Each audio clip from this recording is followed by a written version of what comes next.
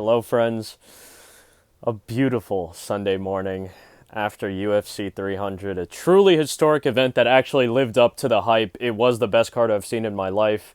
The best card to date, in my opinion. It was phenomenal, man. I'm going to be recapping the entire event, starting off with the early prelims, finishing off with the main event. Every fight was pretty good. You know, obviously there were some lulls in the card. We'll get to them when we get to them. But all in all, great fucking fights, man. As always, the Smokey Hour recap.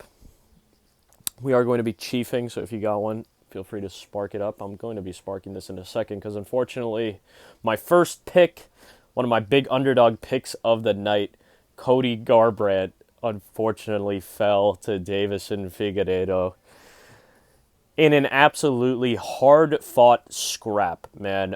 Cody showed insane heart, insane grit, and honestly, when the fight was on the feet, when it was just stand-up only striking, I felt like Cody was getting the better of Davison Figueiredo. Notably, like you could see it. I thought he was faster. Davison was taking all the hard shots extremely well, though. He ate them all. There were some points where he looked a little stunned, like he got caught off guard, notably. I think Davison Figueiredo thought maybe it was going to be a little bit easier, and you could see Davison's confidence come back to him quickly. He would land like a single powerful strike on Cody, start smiling, you know, feeling good, and then Cody would land another shot back and kind of take that initiative back.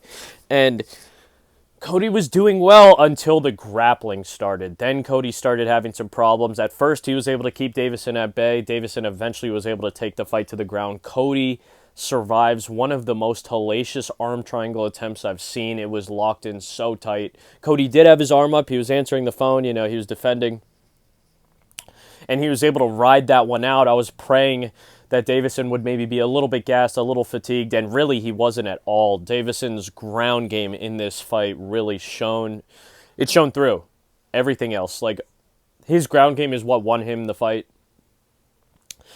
Davison Figueiredo eventually, after a little bit more, he's able to transition to the back, put Cody into a rear naked choke, and Cody is not able to escape that one at all. And Cody is forced to tap.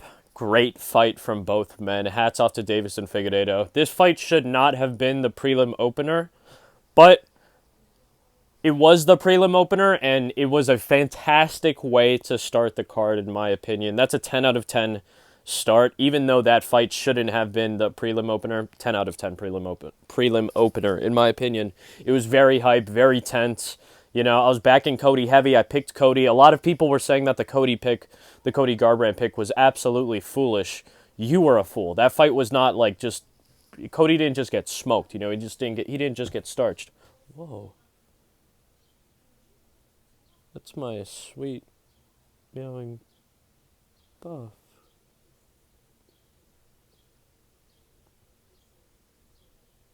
But yes, Cody didn't just get starched.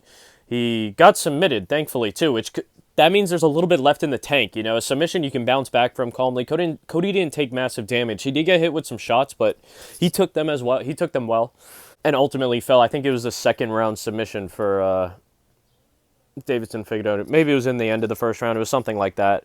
Absolutely wonderful fight. Great way to start off the card, like I said. Moving on to the second fight, which, again, I started off... It was a rough start to this card, okay? 0-2. Or really 0-3, I should say. I am going to spark it up now.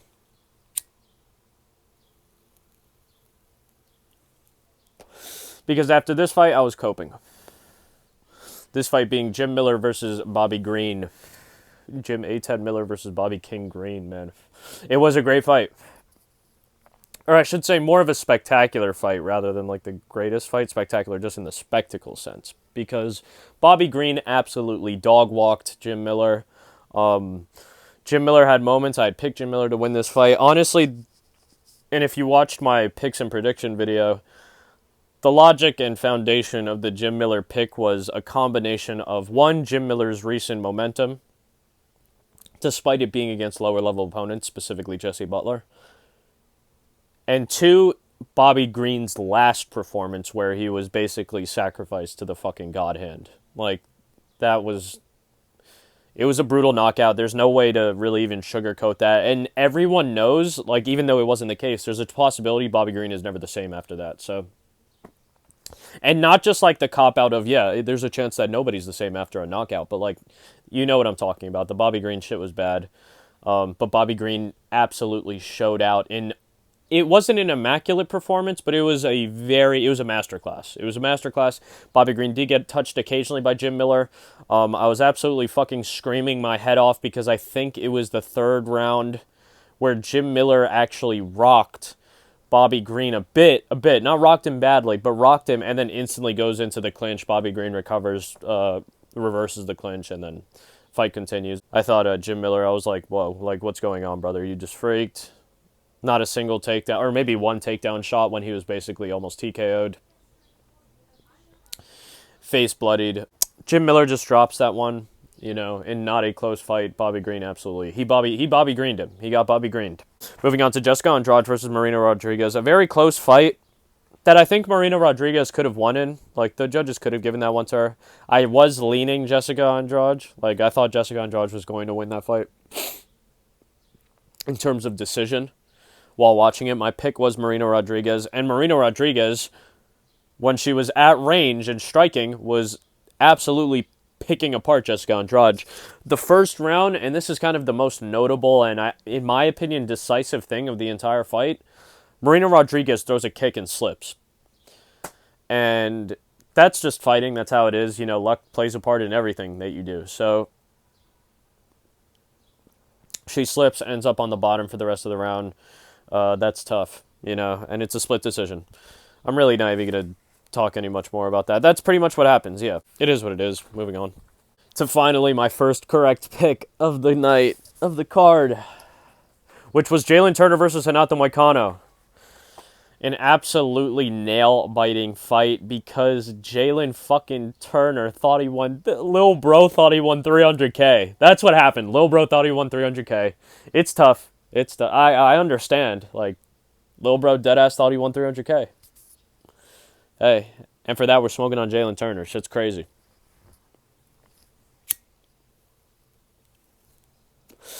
Also, giving Renato Money Moicano his first win by KO TKO in his professional career, I believe. Actually, I got it right in front of me. He was 0-3 when it came to KO TKOs, and he's lost all three of those KO TKO losses took place in the UFC. He finally got his first one in the UFC against Jalen Turner. Back to the prelims for Jalen Turner. Maybe that's a little bit too harsh, but I think back to the prelims. Absolutely fucking beautiful, man.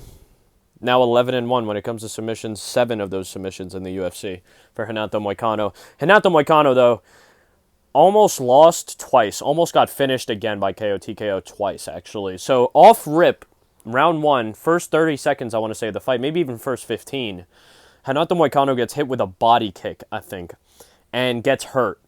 Like, hunches over, slows down. You can feel it when dudes get hurt with body strikes, and you could feel that Renato was hurt.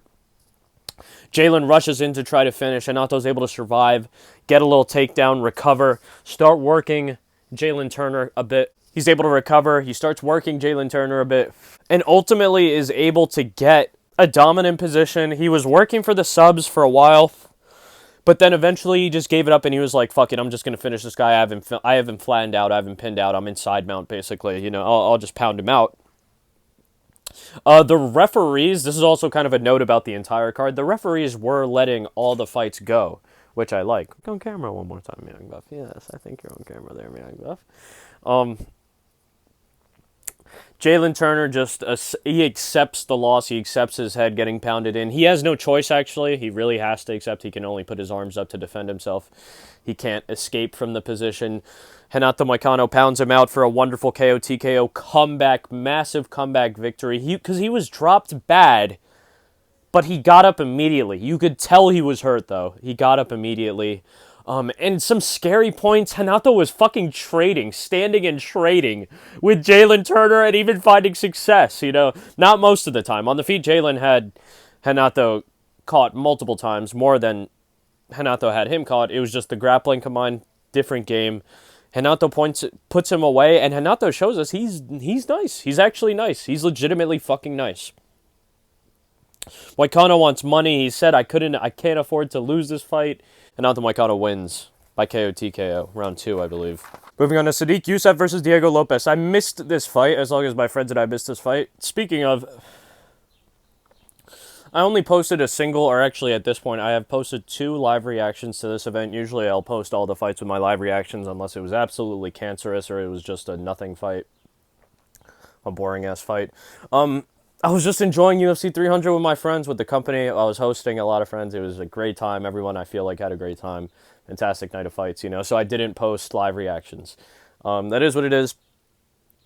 I missed the Diego Lopes and Sadiq Youssef fight, as well as all my friends missed it, but we watched it back when we came back, when there was a little lull in the action. All my friends wanted some Patsy's Pizza.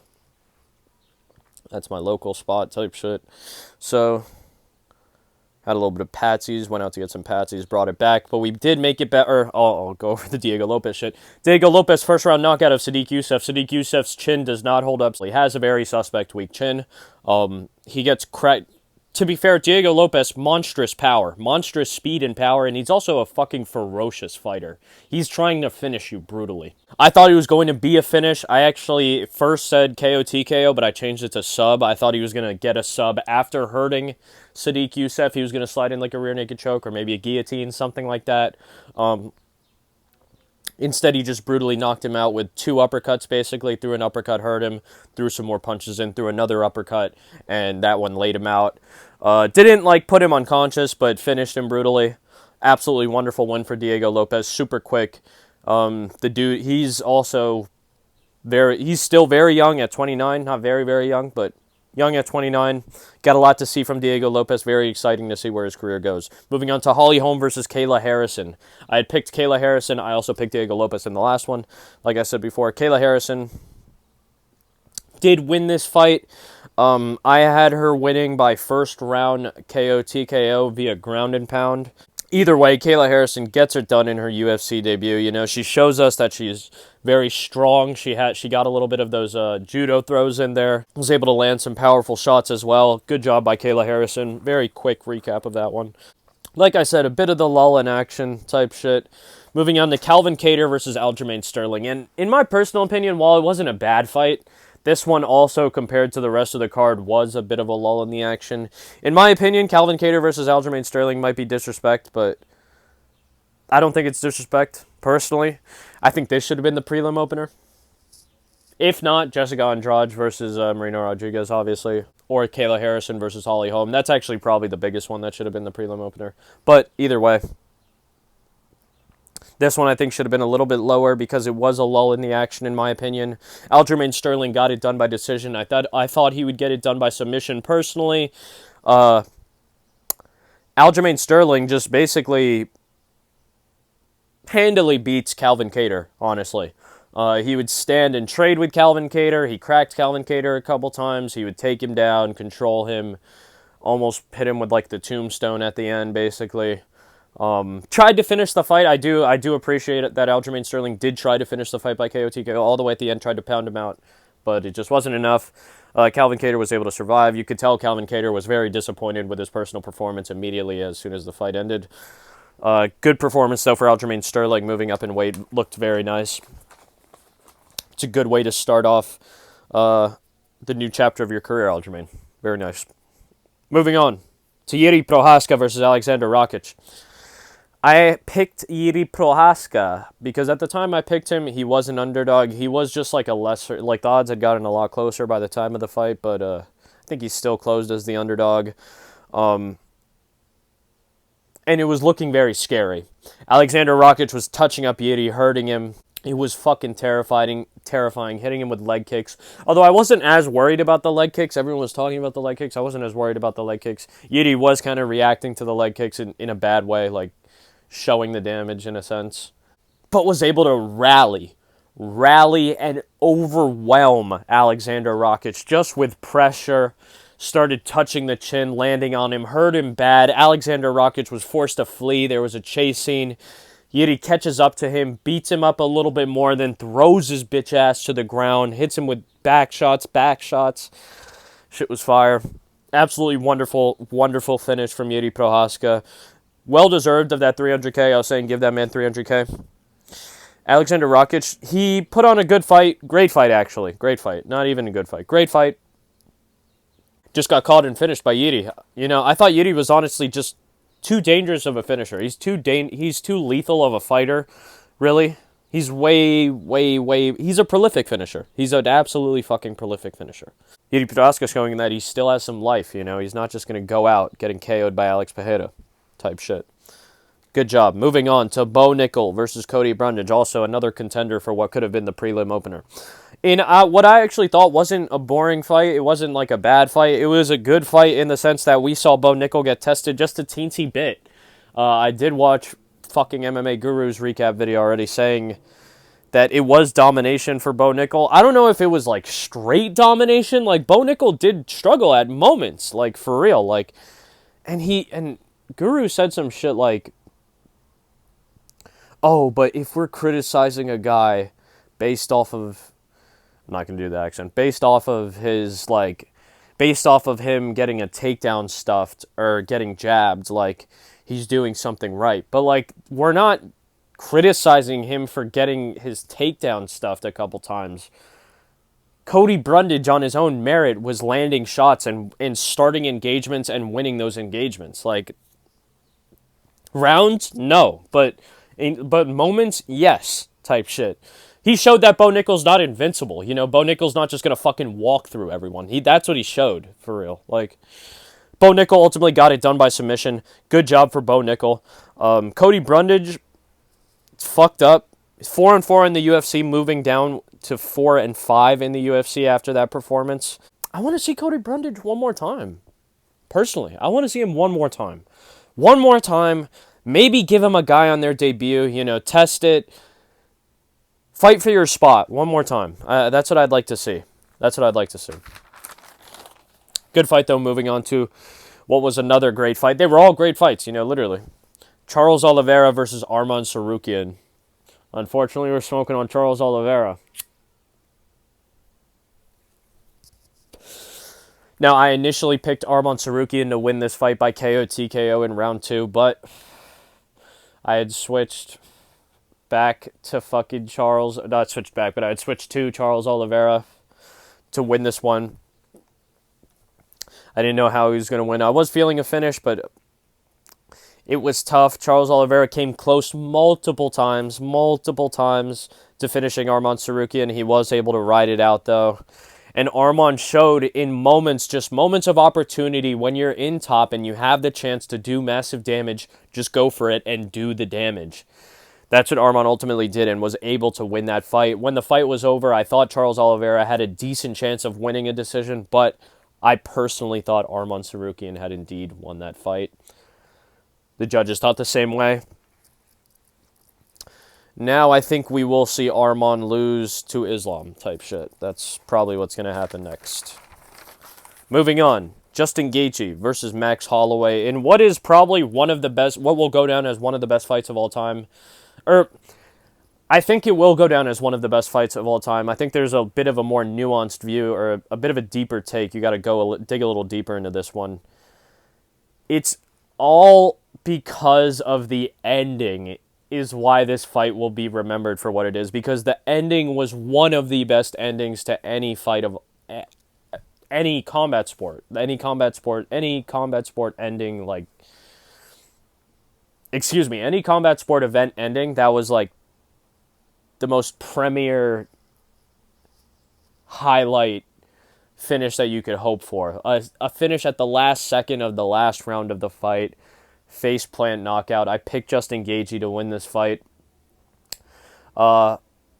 Max Holloway had his number pretty much the entire fight, all stemming from an eerily similar last second round 1 spinning back kick, which breaks the nose of Justin Gaethje. It devastates Justin Gaethje's nose, lands perfectly on the nose, like rakes it downward.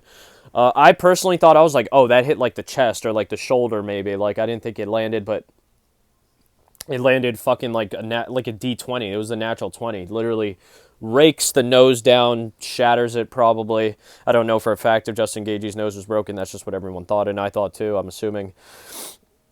I thought Justin Gaethje was going to be the first one to finish Max Holloway by KO TKO. I called it by KO TKO. Justin Gaethje is basically just getting outclassed for the first 3 rounds, for the 2 rounds after the first round, loses the first round. In the 4th round has success because I believe it was in the 4th round where he dropped Max Holloway.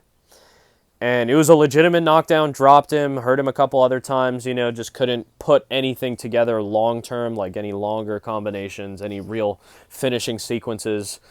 Max Holloway is then able to get back into his rhythm, establish his combinations, establish the footwork, move around, make sure that he can't be trapped by Justin. That was one of the biggest things of the fight. He just wasn't able to get trapped and held down by Justin in one particular spot. He would stick and move, stand his ground, land a combo, move again. Justin Gaethje, both men, they do go for finishes at the end in the sense of before the even slugfest. Justin Gaethje attempts a rolling thunder. Immediately after, fucking Max Holloway, man, proposes a slugfest. He proposes the duel. Justin Gaethje accepts in what would ultimately be his fatal mistake. At the last second of an absolute firefight, both dudes swinging for the fences, trying to take each other out, punches with ill intent. Max Holloway is able to rip one to the body and then come over and brutally face-first flatline Justin Gaethje. And Justin was KO'd for a minute. Like, I want to say like 2 minutes, legitimately. Like, he was not moving, face down. It was really fucking bad. Ilia Topuria at this time looks like he's seen a ghost. I'll try to cut in that footage, like, around here because it was funny. Like, Ilia literally looked like he saw a ghost. Ilia Topuria just gets anxiety. He starts seeing ghosts after Max Holloway brutally fucking dismantles Justin Gaethje with the last second of the fight. And what I'm assuming was Ilia Topuria praying that Max Holloway would be dispatched by Justin Gaethje and he would be able to avoid that fight, but now I don't know. Very, very, very, very much looking forward to that. I think that was a good call-out. That was the right call-out to make. That's hype as hell. That's hype as hell. Let's see that fight. Ilia Topuria looking scared, man. That's a shame. Moving on to the co-main event, which was Weili Zhang versus Yan Xiaonan. This fight had me in shambles for multiple reasons, but I picked Weili Zhang and I was glad that she won. It was just that I thought Vegas was trying to make multiple calls and that they didn't want Weili to win. Weili Zhang finishes Xiaonan Yan by technical submission in the first round. She puts her to sleep with a rear naked choke. She puts her to sleep fully. If you watch the super slow-mo replay, Xiaonan's eyes are open when the round ends and she lets go of the choke. When Weili lets go of the choke, she doesn't respond. Weili has to shove her off. Weili literally has to shove her off to get up, and then she starts coming to. Finishes her by technical submission in round 1. The fight continues for whatever fucking reason. Then Weili Zhang starts to get battered and dropped multiple times, and then I started tweaking out. I was like, okay, this is what's going to happen. Then Weili Zhang gasses out, and what I want to say is like somewhere around the 3rd round. Yeah, like the 3rd round. Recovers insanely, and then puts on a masterclass in grappling herself. Literally is able to transition, glide, and float on top of Yan Xiaonan. Yan Xiaonan's able to reverse positions occasionally, not for long, not able to do anything significant with it. Weili Zhang is just able to keep her at bay and outclass her to a decision. In what should have been a first-round finish. Hats off to Weili Zhang, showing massive improvements with every fight. Now showing us that she's a lethal fucking grappler. That's the craziest thing. Was known to be like a real killer striker and insane athlete, could take you down with brutal wrestling, but now showing us that she can finish you on the ground. She can take you down and finish you down there. Love to see that. Still 34, got a little bit of time left, which I like. Moving on to the main event, man. In what was one of the most bizarrely cinematic fights I've ever seen. And what I mean by that is it seemed like scripted in the sense of like that's how like a movie would end, like for real. Like I was telling my friends instantly that's going to be immortalized and memed to the end of time. You will see that finish, Alex Pereira telling Herb to fuck off, and then the celebration. We'll see that's the new MMA. That's gonna be our new shit now. Like I don't know. Probably we'll see it in the UFC. Other fighters will get KOs and hit that. Hey, an iconic moment. Instantly an iconic and classic moment delivered by, to be fair, both Alex Pereira and Jamal Hill. It requires Jamal Hill to take this fight. Jamal Hill very confident. I'm not going to lie. I thought this fight was going to be a lot more competitive. Not even just because of the odds, but just if you know about Jamal Hill, he's really deceptively good. He's very powerful. We saw the power and his speed. He was not just getting washed, he got finished brutally and it was very decisive. It was a very decisive finish, but Jamal, man, insane bravery to go in there against a monster of a dude. You like think about how people talk about Alex Pereira. Like he's a larger than life fighter right now, and that this fight just solidified that. It was a legacy fight, a legacy finish really. Izzy looked like he saw a ghost as well. Izzy literally got PTSD. He was like, I'll try to cut that in somewhere around here too. Izzy gets PTSD. Ilya Taporia sees a ghost. Shit is crazy. To give a more in-depth recap of what actually happened. So the fight starts.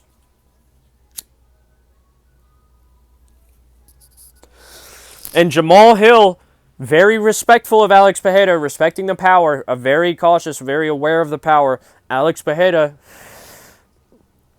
also showing respect, but also downloading information, getting these reads, getting the timing.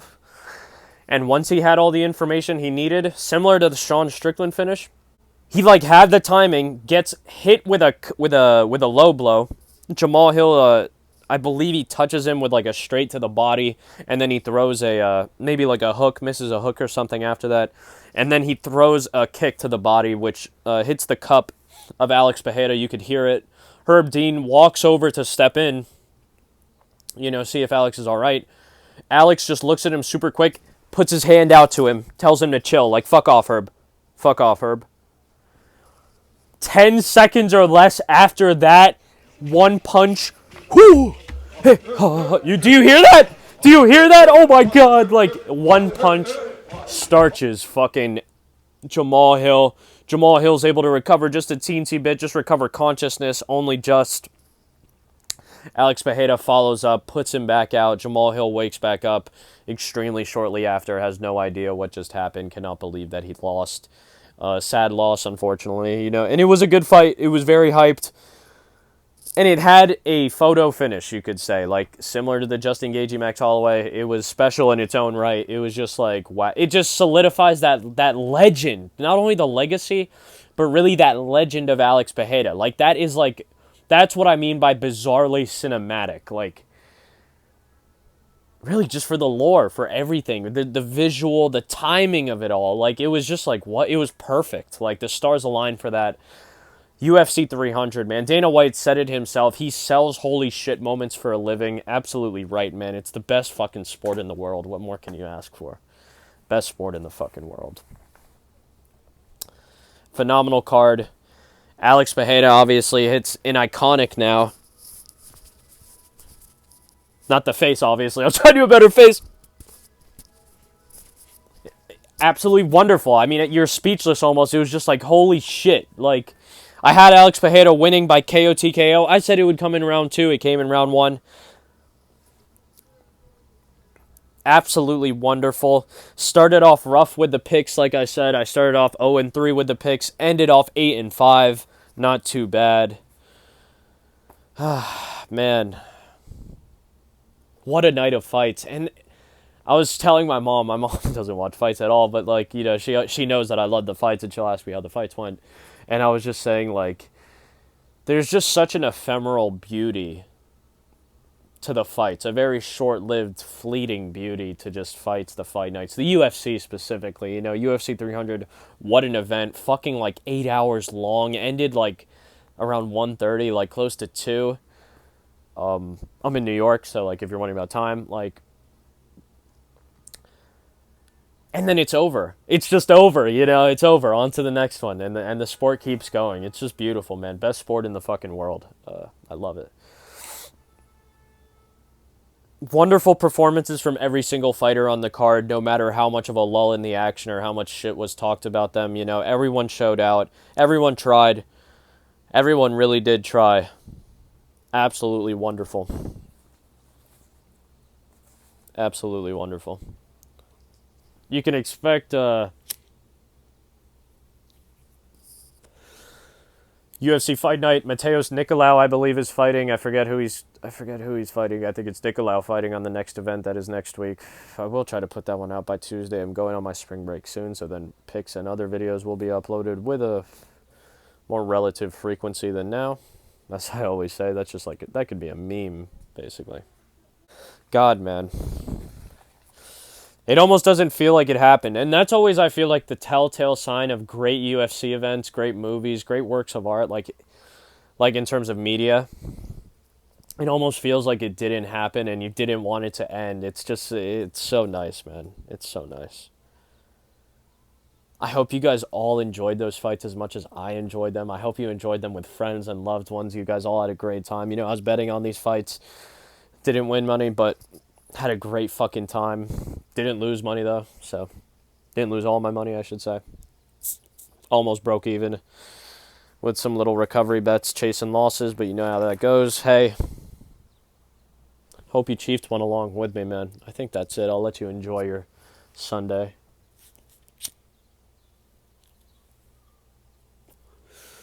Hold your loved ones close. Pray for peace on earth and goodwill towards all men. And as always, much love. Big kiss.